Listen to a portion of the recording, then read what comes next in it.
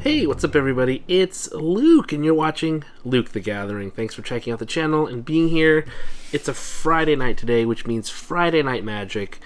It's a special Friday Night Magic just for me because of a couple of reasons. One, it's the Modern Horizons 3 draft, which is awesome. I think we're going to do more of those. However, it's special because this is the last time I'm going to do Magic for a couple of weeks. I'll be on jobs the next two Fridays, which I'm totally bummed about. Like, bummed. Because Modern Horizons 3 just came out. I love drafting it live, in person, at the local game store. But that's not going to happen for the next 2 weeks. So I was trying to just savor today's experience. And it was good. I went 2-1 with my deck. Had an Eldrazi deck that I put together that did pretty well, and the only game that I lost was the first one to a very good player that I rarely ever beat, and they just had an amazing deck. My deck was, I think, good, but definitely not great. It's one of those decks where you're just trying to hang on for dear life and then cast your big stuff, the Eldrazi in my case, of course, and then win the game that way. And oftentimes when you get a couple of those really big Eldrazi out, the opponent, they just kind of scoop because they're like, I have nothing I can do against these creatures. So I didn't get Emrakul or anything like that. Ulamog, that was not what I got, but there was one card that I think was amazing. It's not even rare. It's so amazing. I'm going to share that card with you once we talk about the deck, which is actually going to be right now. So let's turn the camera around and check out the deck.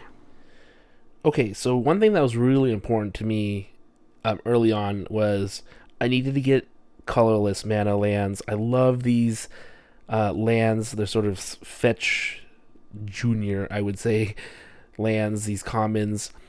They don't come in tapped, which I think is great. They tap for colorless mana, which is great. You can sacrifice this thing to grab a swamp, a mountain, or island card. This particular one. The other ones do another wedge of colors. But these are awesome for Eldrazi decks. You really need these for the Eldrazi decks. So I drafted a bunch of them. You'll see I think I drafted 7 or 8 of these different ones just because I really needed that colorless pip. And then, of course, if they happen to grab the things you need, like in my case, I needed blue mana, I needed red mana, and I needed green mana, that was a bonus.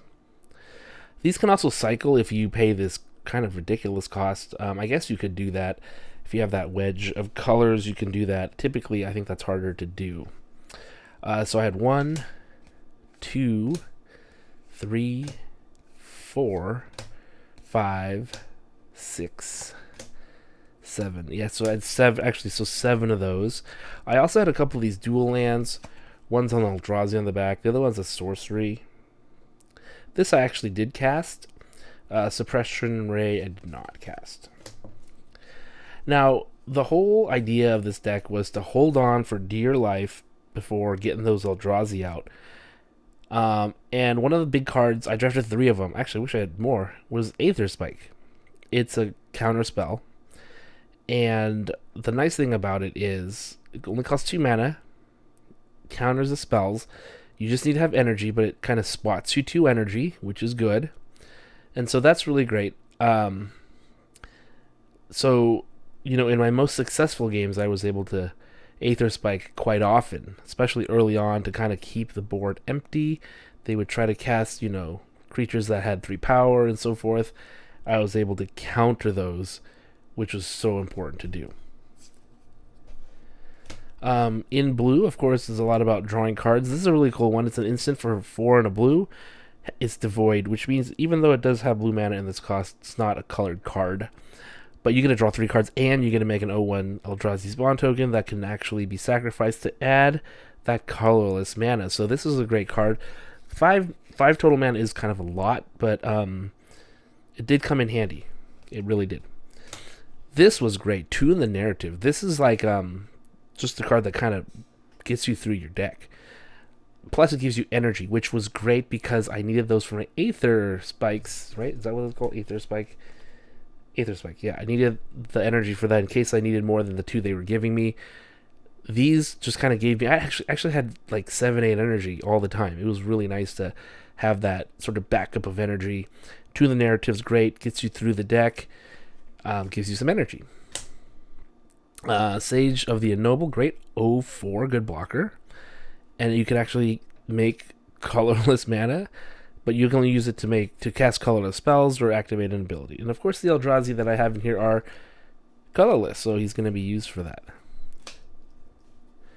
Tempest Harvester, I thought this was a pretty good card to have in the deck. Comes into play, you get 2 energy, which is cool. You can tap it to draw and then discard a card. So it works out well. I mean, sometimes you just need to do his ability. This was an iffy card. I wasn't sure if this would be great, but I think it fit into my theme of survive till the end. For 2 mana, the next turn, all their creatures get -2/-0. So it really powers them down for an entire turn, which helps me to stabilize as much as possible. So even though I wasn't a huge fan of this card at first, I think it got better as I played it more. To the narrative, I got 2 of these. They're great. Electrozoa, I'm not a huge fan of this card, but it actually came in handy a number of times where I flashed it into block, gave me energy. So overall, not a bad card. I just don't like it that like it can end up just like sitting around tapped forever, which is something that's totally possible. Evolution Witness, great card. That's 2/1 for 2 and a green, but it has 1 and a green to adapt 2. That means put 2 +1/+1 counters on it if it doesn't have any already. And then when it does that, you can return a target permanent card from your graveyard to your hand. That's sweet. I love that. Horrific Assault, really great bite spell, I should say. Malevolent Rumble, this is very good. It gets you a permanent card, and it gets you a creature token that helps you with your mana. So this is a really good card. This guy's nuts. Springheart Nantuko. This was a kill on sight card, so when people saw this, they just automatically had to use removal. It gives an enchanted creature +1/+1 if you bestow it. Otherwise, it's just a 1/1. But landfall. Whenever land enters the battlefield under your control, you can pay 1 and a green. So, and if this thing's attached to a creature, you get a creature token copy of that creature. That's crazy. And if you didn't do that, you got a 1/1 green insect token anyways. So this was kill on sight, and it was killed on sight every time I cast it. Fanatic of Ronus, this is great too. It's a mana dork, but it can have Ferocious, and you can add 4 green mana if you have a creature with power 4 or greater.